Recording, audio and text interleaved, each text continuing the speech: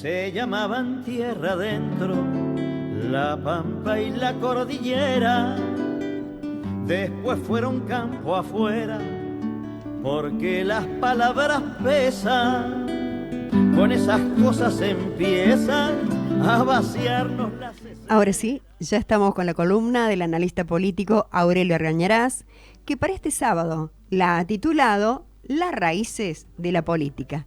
Bienvenido, Aurelio, ¿cómo estás? Buen día. ¿Qué tal? ¿Cómo va, María Inés? Bien, bien, muy bien. Bienvenido aquí al estudio. Gracias. Bueno, vamos a aprovechar la veda, como siempre, para tratar temas de fondo. Sí. Claro. Porque, no sé, a lo mejor es probable que algunos oyentes se hayan preguntado alguna vez ¿por qué existe esto de la política? El diccionario define la política como el arte y la doctrina del gobierno del Estado. Ahora, la primera cuestión que conviene tener presente es que ni la política ni el Estado existieron siempre. Ambas cosas son, aunque ya sea muy remoto el tiempo en que nacieron, ambas cosas son productos históricos. Es decir, las sociedades primitivas que eran pequeños grupos tribales generalmente, no conocían el Estado. Muchas veces no conocían la división del trabajo, o tenían modos de división del trabajo muy elementales, porque algunas de las facetas de la división del trabajo tienen un vínculo directo con la naturaleza. Por ejemplo, vos, Roberto, sabés perfectamente que los hombres no podemos dar de mamar, ni parir. Entonces, eso desde la naturaleza ya está imponiendo una diferencia de roles entre el hombre y la mujer en un punto tan importante como es la reproducción humana y la crianza del bebé. Por supuesto que sobre esa situación se pueden enancar una cantidad de cuestiones culturales que esas sí pueden ser modificadas, digamos, en la medida en que salgamos de la sociedad patriarcal y le demos a los varones un papel más activo, digamos, en todo lo que es la vida doméstica y la crianza de los niños. Eso es perfectamente posible. Hoy por hoy está lleno de chicos jóvenes, en mi generación eso no se veía, de varones jóvenes, que uno los ve relacionarse con los hijos en un rol casi el mismo rol. Claro.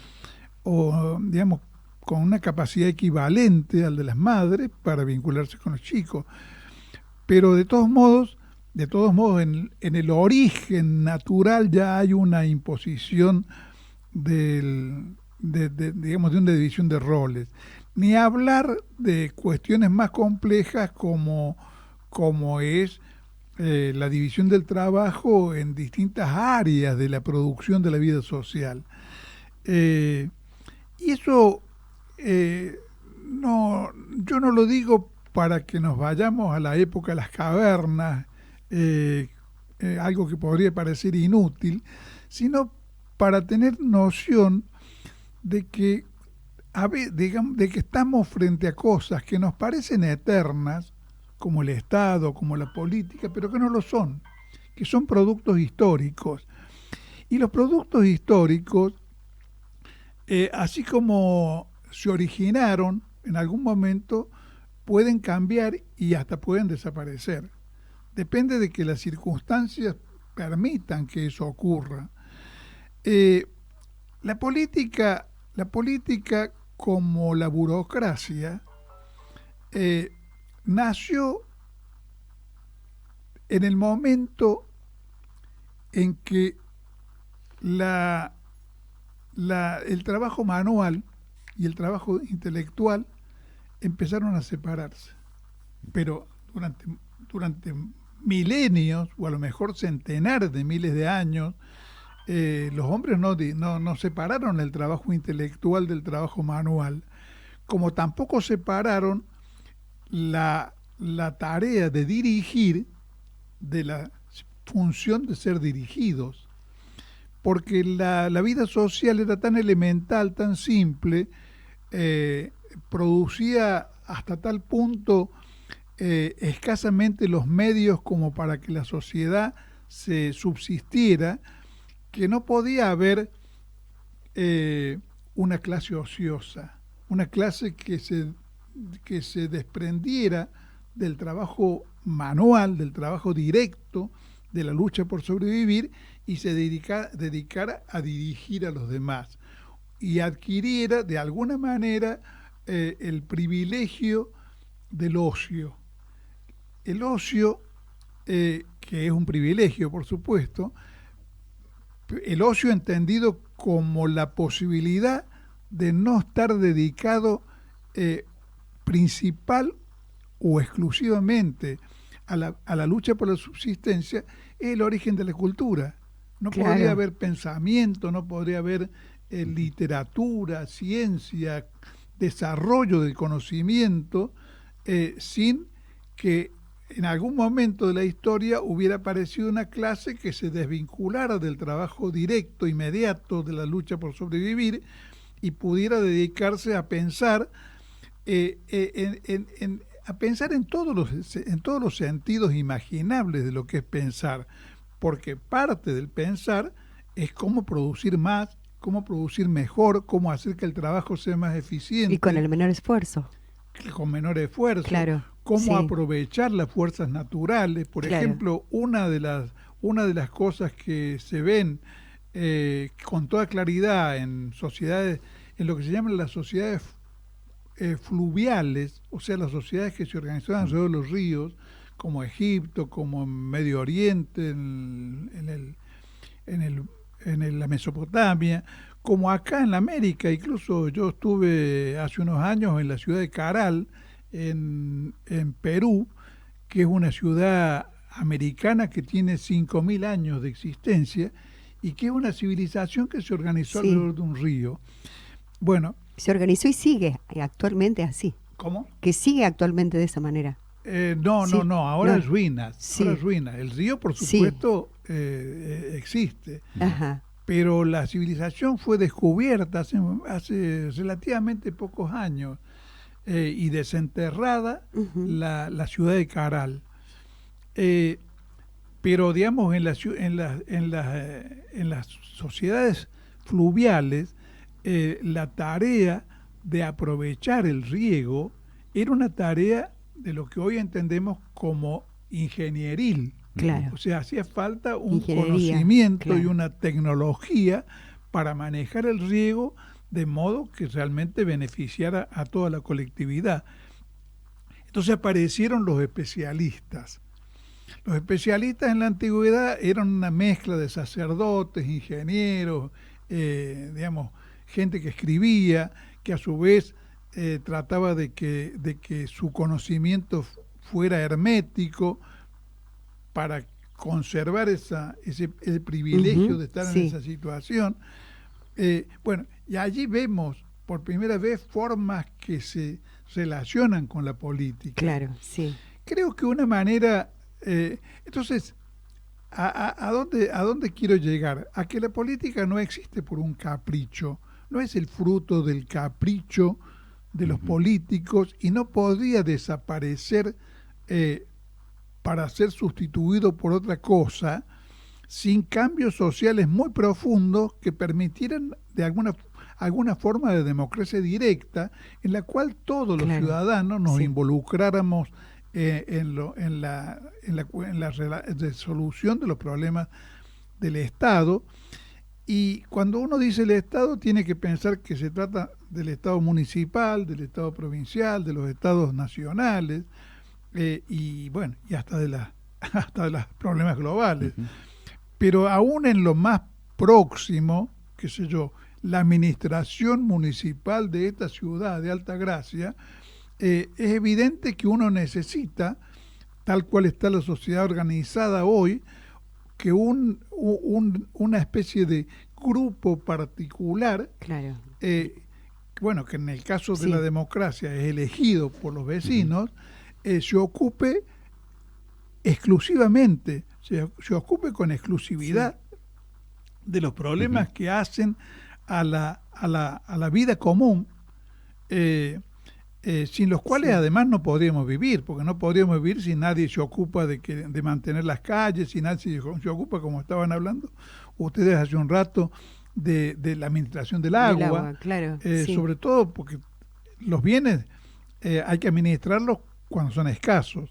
Si el agua no fuera en ningún sentido un bien escaso, bueno, a lo mejor no haría falta ninguna administración.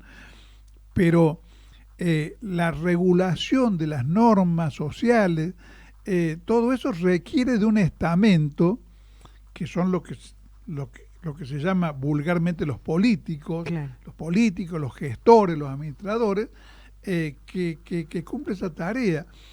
Por esa razón, y con esto un poco llegamos al centro del problema que creo que hay que esclarecer, por esa razón están condenadas al fracaso ideas como que se vayan todos o terminemos con la casta, porque la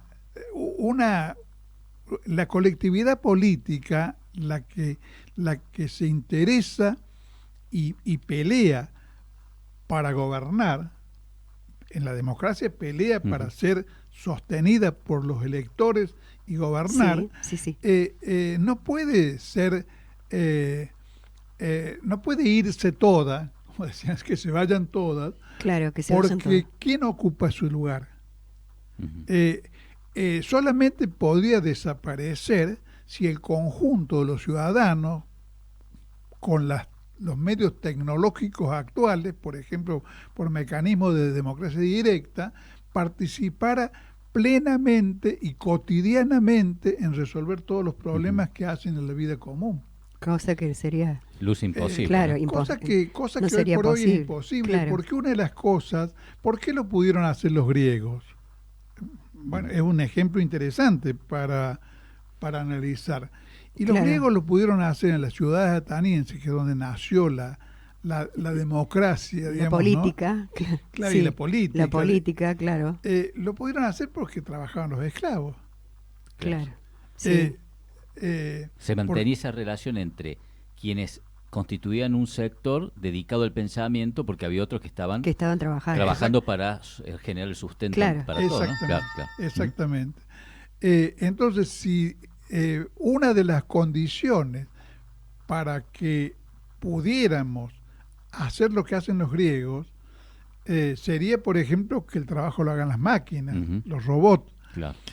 Sería que tuviéramos jornadas de trabajo que nos permitieran a su vez vivir dignamente de 2 o 3 horas por día, como para tener la cantidad de tiempo libre y de energía mental, digamos, de disposición psicológica. Para estar en el ágora. Claro, para estar en el ágora, para preocuparnos de los problemas colectivos. Claro. Eso no lo puede hacer una persona que está en su negocio ocupado en sostenerlo el negocio 10 o 12 horas por día. Difícilmente lo puede hacer un trabajador que, digamos, hace 8 horas de jornada por día y si se las dan, trabaja horas extras y llega a la casa agotado y todavía le quedan los problemas domésticos que resolver. Bueno, entonces la política se transforma en una necesidad y en tal caso los márgenes dentro de los cuales podemos incidir, además de votar, es en informarnos sobre lo que es conveniente para el conjunto de la sociedad y sobre comprender los problemas que están en juego en la economía, en la salud, en la educación, en todo lo que corresponde al área de la vida colectiva, de la defensa nacional, de la legislación, porque bueno, una de las funciones de la política es establecer reglas. Claro. Cuáles son las reglas dentro de las cuales actúa el conjunto de la comunidad. Y esas reglas requieren, digamos, de un estamento que mal o bien, pero sepa legislar. Claro. Por ejemplo, en determinadas materias, por ejemplo, si se tratara de modificar el Código Civil o el Código Penal, y yo no tendría la menor idea, porque requiere conocimientos específicos. La cantidad de conocimientos no específicos, sino generales, que hace falta para poder intervenir inteligentemente en el autogobierno de las sociedades, y está un poco fuera del alcance del hombre común. Claro. Entonces, esto que estamos diciendo, creo que nos permite ver dónde están las raíces de la política. Las raíces están en una situación en la cual los hombres, si bien han logrado revolucionar la técnica a lo largo de siglos y de una manera realmente impresionante en los últimos 2 o 3 siglos, y lograr niveles de productividad del trabajo que eran absolutamente inimaginables en otras épocas. El otro día veía que un agricultor cubano que tenía, por un problema técnico, había tenido que trabajar sus 6 hectáreas con un caballo, en arado antiguo, digamos, ¿no? Que decía, con un caballo tardo 4 horas en hacer lo que con un tractor tardo 15 minutos. Bueno, eso está midiendo la productividad del trabajo alcanzada con los elementos tecnológicos del mundo moderno. Pero aún así no hemos logrado, por muchísimas razones que no podemos analizar acá, no hemos logrado que la ocupación humana de tiempo baje de las 8 horas, que fue la última gran conquista humana, fue la jornada de 8 horas. Hay quienes dicen, y con gente seria, digamos, ¿no?, que todo el avance de la productividad del trabajo que se ha logrado en el último siglo permitiría que hoy trabajemos no más de 3 o 4 horas. Pero hay muchas razones por las cuales eso no ocurre. Y mientras no ocurra, mientras no podamos liberar tiempo para la cultura, para el ocio, para el deporte, para pensar, para todo lo que nos lleva, ¿no?, esta posibilidad de dejar de trabajar para ocuparnos de la cultura, ¿no? Claro. Para cultivarnos. Exactamente, para ser mejores. Para ser mejores. Ahí está la palabra humanos. Cultivarnos, ¿no? Claro. Mientras eso no lo podamos lograr, y digamos, el sistema de división del trabajo, que se refleja no solamente en el terreno de la política, se refleja también en que tenemos zapatería, ferretería, tenemos una estructura de división del trabajo donde cada uno está en lo suyo, y los políticos están bien o mal en lo suyo. Mientras eso no se pueda superar, digamos, la existencia de una capa o casta, si le queremos llamar casta, sin calificativo, digamos, ¿no?, sino como descripción, que se ocupe de los negocios, de lo que se llaman los negocios públicos, y es imposible. Entonces, por supuesto que eso no quiere decir que no pueda ser mejorada la democracia. La democracia puede ser mejorada de 1000 maneras, incluida la utilización del referéndum, de la consulta popular, de formas de democracia directa que no se usan. Por ejemplo, en el área municipal, una cuestión que puede mejorar grandemente la eficacia de las inversiones, y hasta diría yo que la conciencia ciudadana, son los presupuestos participativos. Indudablemente, claro. Los presupuestos participativos son un buen ejemplo de darle a la gente injerencia en la resolución de los problemas y darle un lugar en la vida colectiva. Eso es profundamente educativo desde el punto de vista cívico. Y tendríamos menos personas que dicen, a mí la política no me interesa. Porque... Sí, pero creo que si se pusieran en práctica ese tipo de cosas, esas personas serían cada vez menos. Exactamente, claro.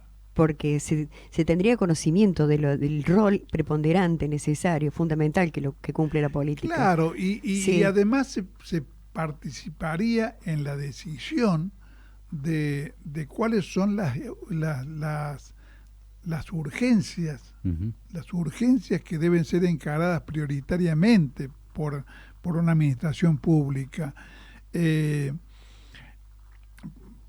No estaría mal que en lugar de estar los tecnólogos o los ingenieros o los arquitectos decidiendo qué es lo que necesita un barrio, se le preguntará al barrio. Claro, antes de hacer nada. Porque por allí es cierto, se hace una pasarela, un puente y nadie lo usa. Exactamente. Porque no se le preguntó al barrio cuál sería la solución o lo necesario para... ¿Y cuáles serían las prioridades? Las prioridades, la gente sabe mucho acerca de cuáles serían las prioridades. Porque está en lo cotidiano, en el día a día, porque está ahí. Claro, porque lo vive. Indudablemente. Y no hay mejor escuela que la vida para resolver ese tipo de cuestiones.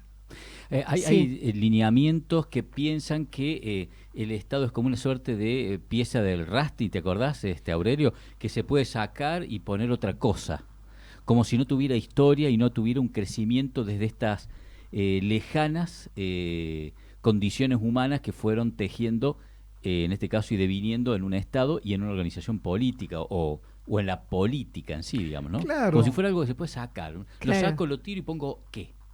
Claro, suprimir suprimir el Estado, suprimir la política por una especie de decisión, es una cosa que no tiene ningún asidero. Las cosas que existen, las cosas fundamentales que vemos como fenómenos sociales, el Estado, la familia, la religión, cosas que además han ido cambiando a lo largo de los siglos, porque la familia actual no es lo mismo que la familia ni siquiera para nada, un siglo. Claro. Todas esas cosas no existen porque sí. Claro. Tienen una profunda razón de ser, no son un capricho. Y como no son un capricho, no pueden ser desmontadas caprichosamente. En tal caso, primero hay que crear las condiciones para que puedan alterarse los modos en que una sociedad resuelve sus problemas colectivos. Pero mientras la totalidad de la sociedad no pueda participar de esa cuestión, no tenga la energía, la disposición, el tiempo y los conocimientos necesarios, y siempre va a existir un estamento que sea el que se ocupe de eso, así como existen para los problemas médicos los médicos, y no, indudablemente, claro. Y no hay carnicero. Sí. Indudablemente que sí, ¿no? Esto de la democracia que hay que ir trabajando mucho más, ¿no? Porque es como que hay una deuda muy pendiente, ¿no? Con respecto a esto. Totalmente. Que la clase política está en deuda con muchos, con gran parte de la sociedad, ¿no? Sí, lo podemos, yo creo que no lo podemos ver en este mismo encuentro. No, pero también pero no se puede dejar de lado el hecho de que muchos de esos problemas no se resuelven porque la política también es un medio, porque la sociedad es una sociedad, empecemos por una cosa, la sociedad es una sociedad antagónica consigo mismo.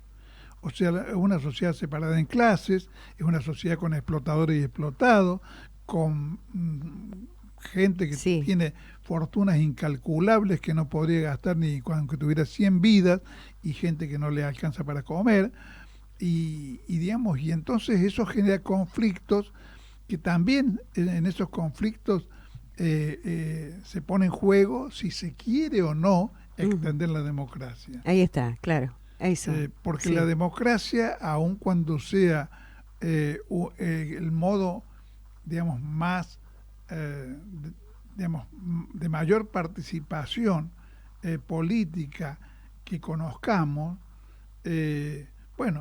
es claramente inferior, la democracia, lo que se llama la democracia representativa, es claramente inferior a la democracia directa. Lo que pasa es cómo ponemos en práctica una democracia directa en una sociedad como la que tenemos. Y además no encontraríamos una enorme resistencia en algunos sectores si quisiéramos avanzar en ese sentido. Claro, y ahí está la política en juego, indudablemente. Claro, por eso la política también es antagónica. Indudablemente, sí. Bueno, muy interesante, Aurelio. Roberto, sí, ¿querías mencionar algo? Me quedaba pensando de este concepto de educar en la democracia, esto de comunicarle y tal vez impartir y compartir a las nuevas generaciones ciertos, no solamente conceptos, sino ciertas percepciones que tenemos sobre la vida democrática, que por ahí esto pareciera que, dada cierta coyuntura política y social, está un poco desvanecido, digamos, ¿no? Esto que vos mencionabas, Aurelio, de la cosmovisión de que caprichosamente puedo desactivar un componente como la realidad política o la existencia del Estado, como si fuera algo que se puso y ahora lo saco. Me parece que pensarlo en esos términos pareciera ser como como una resultante de cierta debilidad en la formación o en la educación de democracia, ¿puede ser? Sí, también es concretamente en el caso de la Argentina, pero eso nos llevaría muy lejos, también es el fruto de la acumulación de frustraciones. Claro.